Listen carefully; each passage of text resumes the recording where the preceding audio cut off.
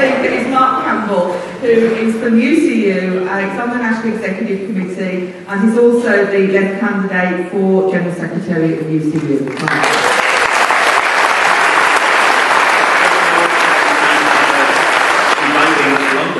It's a real pleasure to be here.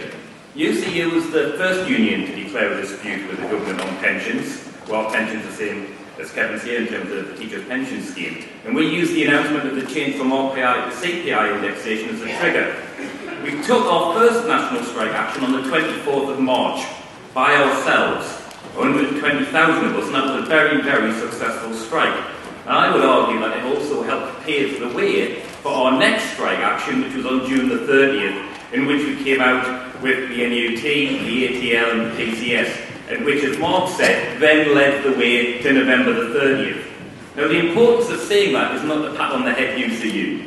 The importance of saying that is when a union takes a lead and actually starts fighting, others, particularly their members, will follow. Now, I think this is going to be important when it comes to arguing what we will do next after next week's TUC meeting, and we'll see what the ground looks like in terms of those, as the Financial Times calls, rejectionist unions.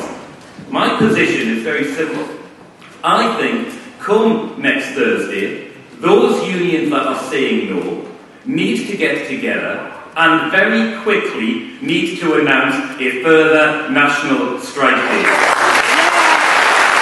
Now, for us, that will mean, I think, a date would have to happen before half-term. Now, half-term is around the 11th of February.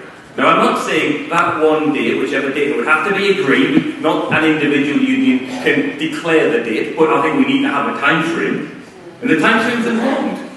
On the 1st of April, the government are going to increase our pension contributions.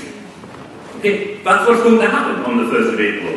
If we're going to take action and we are going to continue to fight and then win, we need to start upping our ante now.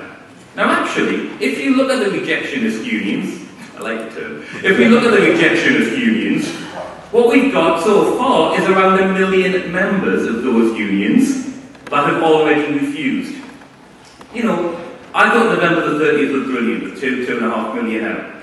But let's not pretend somehow that 1 million workers coming out really isn't all that good. I'm sorry, actually. I think if 1 million workers come out, there'll be a hell of a lot of those who were out on the 30th of November, whose young union leadership are selling them short, who will, if we put picket lines on, not cross.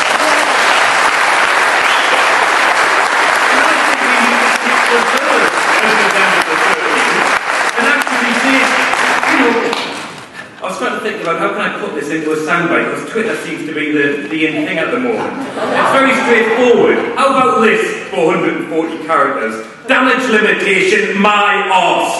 Can we win? Yes, we can. Time to name a date and escalate the action. Now I think that is actually exactly what we have to do. And it also means we take that strength of our movement.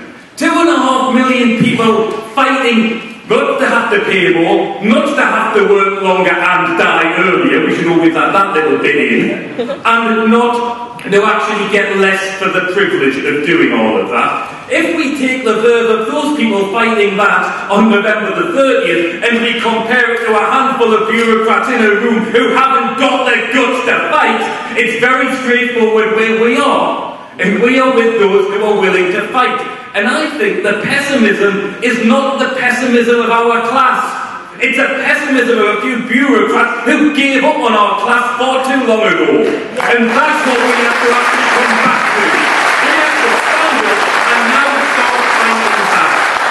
I mean, I'm sure Kevin will go through the details of the TPS.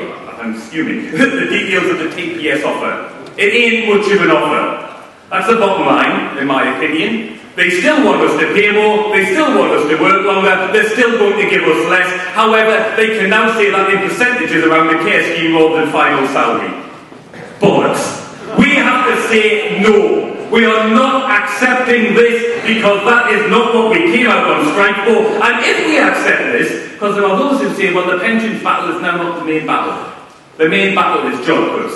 The main battle is a tax on conditions. The main battle is a pay freeze. Well, but all of those are important battles. Well, you don't win those by going in, waving a defeat in your hands, do you? You go in by saying, if we fight on pensions, it helps us to win all of those other fights. Of course it does. In terms of privatisation, look, I work for London Met. We are probably being the first university that they want to privatise. It's quite straightforward.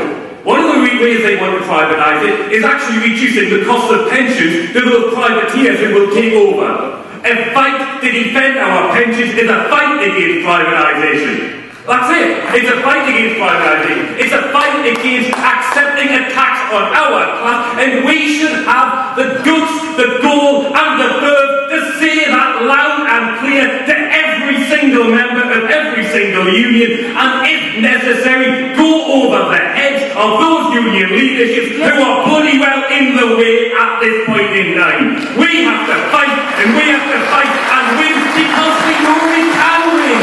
That's the point. Rock's article in the Morning Star was absolutely right.